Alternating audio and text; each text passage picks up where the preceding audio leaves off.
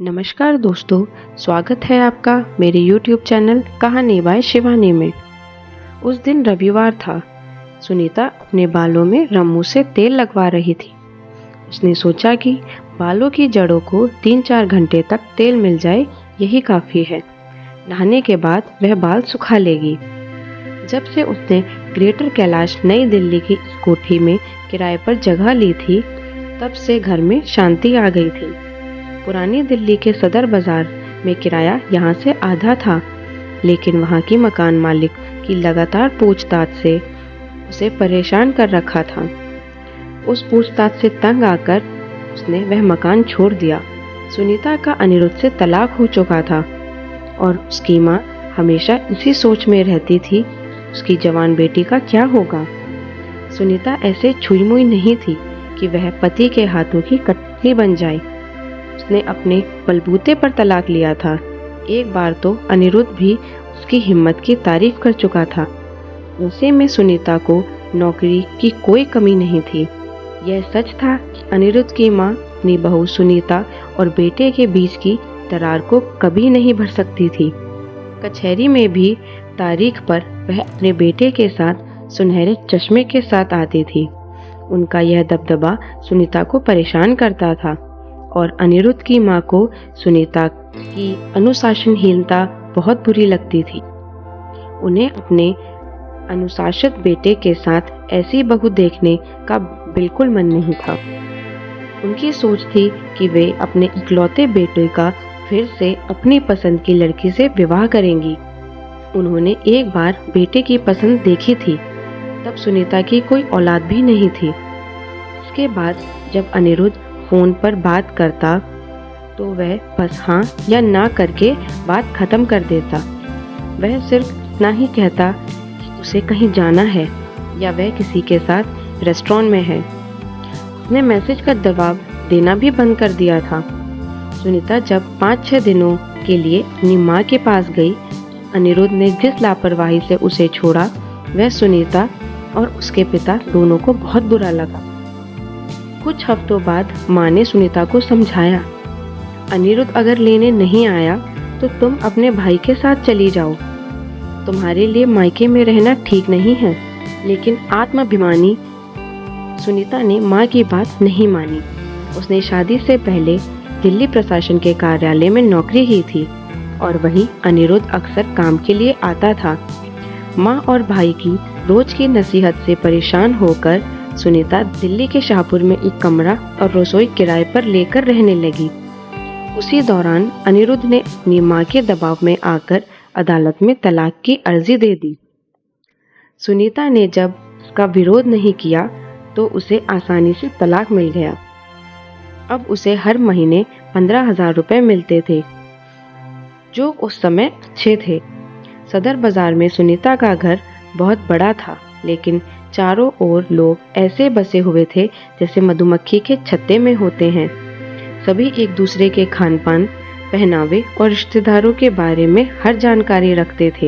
एक बार जब सुनीता को ज्यादा टोका गया तो उसे बहुत बुरा लगा। यह उस समय की बात है जब हरबंस उसके पास ठहरा था। गर्मियों के दिन थे और हरबंस दिल्ली इंटरव्यू के सिलसिले में आया था। अनिरुद्ध के अच्छे मित्रों में हरबंस भी था और भले ही सुनीता का पति से अलगाव हो गया था, पर हरबंस ने अपनी दोस्ती को नहीं छोड़ा। हरबंस रात 11 बजे सुनीता के मकान पर पहुंचा।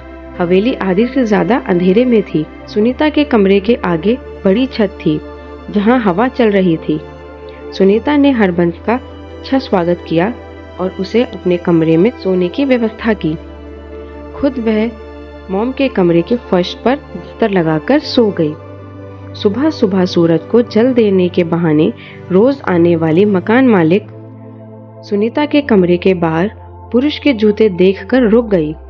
उसने दरवाजा खोला और देखा कि 6 फीट का आदमी चादर तानकर सोया है। यह अनिरुद्ध तो नहीं था, क्योंकि अगर वह होता तो सुनीता भी साथ होती। वह तुरंत सुनीता के मॉम के कमरे में आ गई, जो अभी अभी उठी थी। सुनीता को देखकर उसे थोड़ी राहत मिली कि कोई गड़बड़ नहीं है, लेकिन फिर भी उसने पूछा, यह बाहर कौन सो रहा है? सुनीता ने कहा, मेरे पति के मित्र हैं, वाराणसी से रात को आए हों। मकान मालिक ने पूछा, पति के मित्र हैं तो यहाँ क्यों आए हैं? सुनीता ने बताया, इंटरव्यू देने दिल्ली आए हैं तो मेरे पास ठहर गए हैं। मकान मालिक ने एक सवाल और किया, जब तुम्हारे पति से तलाक हो गया है तो उसके मित्र तुम्हारे पास क्यों आते हैं? का लहजा थोड़ा तिरछा था। सुनीता को एक बार लगा उसे बोलना चाहिए, लेकिन मेहमान के सामने चुप रही। शायद हरबंस भी जग गया था। वह उठकर जिस अंदाज अंगड़ाई ले रहा था, उससे लगता था कि उसने सब सुन लिया है। नाश्ते के बाद जब हरबंस जाने लगा तो उसने कहा, भाभी आपको भी दफ्तर जाना होगा, मैं इंटरव्यू देकर वहां से चला जाऊंगा, इसलिए ब्रीफकेस भी साथ में ले जाऊंगा। सुनीता उसे रोकना चाहती थी। मन में पति का हाल जानने की भावना जाग रही थी, लेकिन उसने वक्त की नज़ाकत देखकर चुप रहना बेहतर समझा। उस दिन उसे मकान मालिक पर बहुत गुस्सा आया। उसके बाद उसने माँ का घर छोड़कर शाहपुर जाट में कमरा ले लिया, जहाँ बहुत चहल पहल रहती थी और उसका मन लगा रहता था। ठंड बढ़ने लगी थी और अक्टूबर खत्म हो रहा था। पेड़ों से पत्ते गिरकर सड़कों और बगीचों में उड़ रहे थे। उस दिन जब वह घर पहुंची तो थकान से उसकी देह टूट रही थी। रम्मो बच्चे को खिलाते हुए हंस रही थी और उसे देखकर सुनीता की थकान पल भर में गायब हो गई। तभी उसका मोबाइल बज उठा। अनिरुद्ध का फोन था, जो अब बहुत कम उसे फोन करता था। उसने बस इतना कहा, मॉम का देहांत हो गया है, और फोन काट दिया। उसके पति ने सास की मृत्यु की सूचना दी। अब सुनीता समझ नहीं पा रही थी कि उसे क्या करना चाहिए। क्या वह पूर्व पति के घर शोक में शामिल हो या बस मैसेज कर दे। फिर उसे दफ्तर में अपनी सहकर्मी उषा से सलाह लेने का फैसला किया।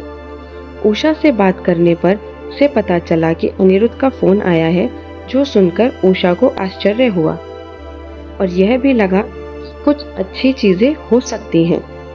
उसने सुनीता को सलाह दी, अभी चुप रहो, तुम तलाकशुदा हो, ऐसी स्थिति में तुम्हारा वहां जाने का कोई हक नहीं है। कई दिन बीत गए और सुनीता फिर अपनी जिंदगी में व्यस्त हो गई। फोन आने की बात वह भूल ही गई। बच्ची के दांत निकल रहे थे, जिससे वह बहुत चिड़चिड़ी हो गई थी और दस्त और उल्टियां भी कर रही थी। बच्ची की देखभाल में उसका सारा समय निकल जाता था। सुबह से रात तक की दिनचर्या में उसे एक पल की भी फुर्सत नहीं मिलती थी। इस बीच अनिरुद्ध को कई महीने बाद कॉफी हाउस में उसका पुराना सहपाठी सुनील मिला। उन्होंने हाथ मिलाकर औपचारिक बातें की। फिर अनिरुद्ध ने हंसते हुए सुनील से पूछा, कहा सुनील, नई पत्नी के साथ जिंदगी कैसी चल रही है? सुनीता ने भी तलाक लिया था, लेकिन सुनील ने फिर भी शादी कर ली। उसकी माँ का भी निधन हो गया था। सुनील उदास होकर बोला, क्या बताऊं यार, बस जिंदगी काट रहे हैं। अनिरुद्ध हैरान हुआ और बोला, क्यों, क्या बात है?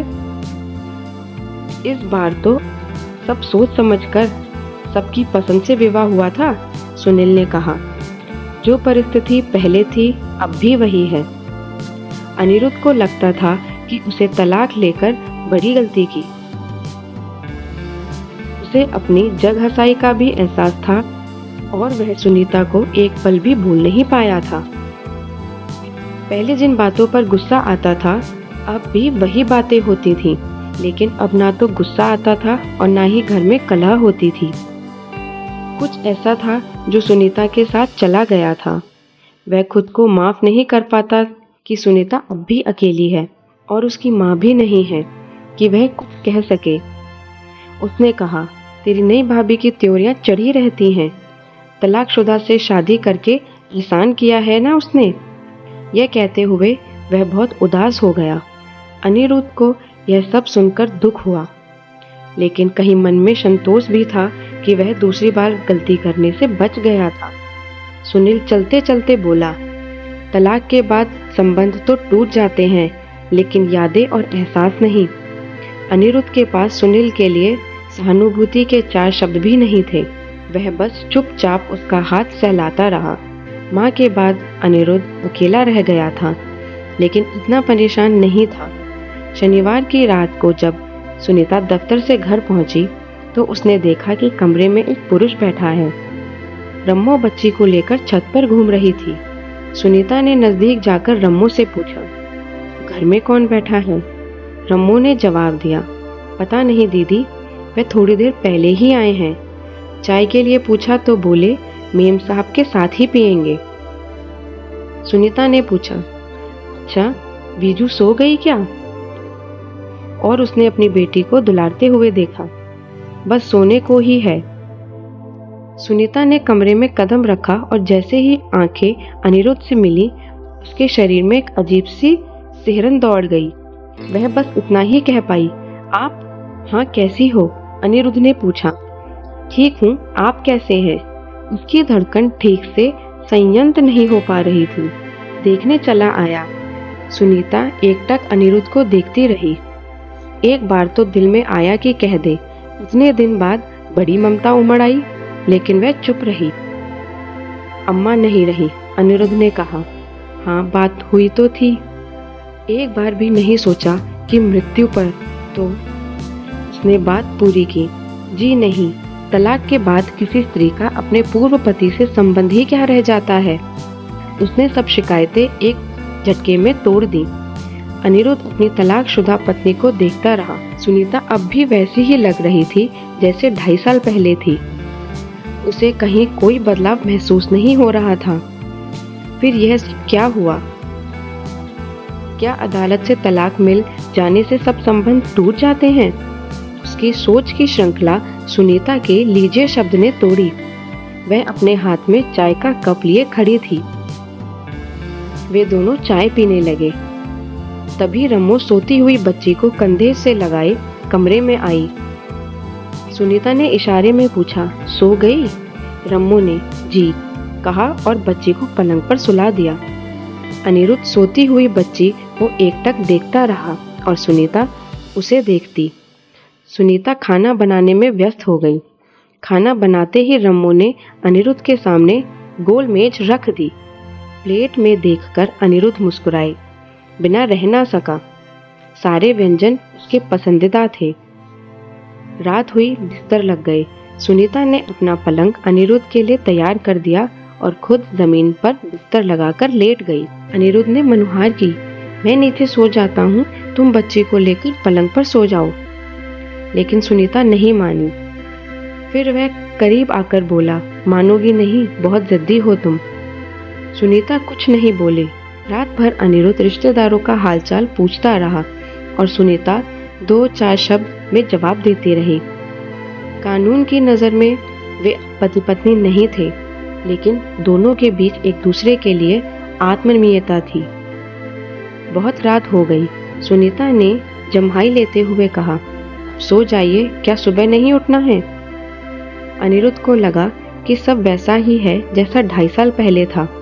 उसने सुनीता को देखकर मुस्कुराया और हाथ से उसे छूने की कोशिश करते हुए बोला, लेकिन सुनीता करवट लेकर लेट गई। दोनों की आंखों में नींद नहीं थी और भविष्य एक बड़ा सवाल बनकर उनके सामने खड़ा था। रात की चुप्पी में सुनीता की नींद अनिरुद्ध की सिसकियों से खुल गई। वह उठ बैठी।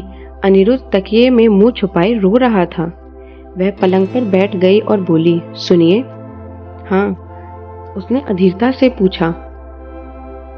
मुझे सुबह जाना है, तुम साथ चलोगी? मैं कैसे जा सकती हूँ? क्यों, क्या हुआ? तलाक के बाद क्या सार्वजनिक रूप से साथ रह सकते हैं? देखो, ये बात रहने दो। अगर इतना ही था तो पहले सोचना था।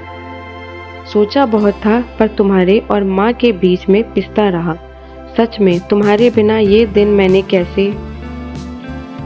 यह रुंध गले से आगे नहीं बोल सका। हल्का होकर अनिरुद्ध ने पूछा, बोलो। क्या बोलूं? कहते हुए सुनीता अनिरुद्ध के सीने से लगकर रोने लगी।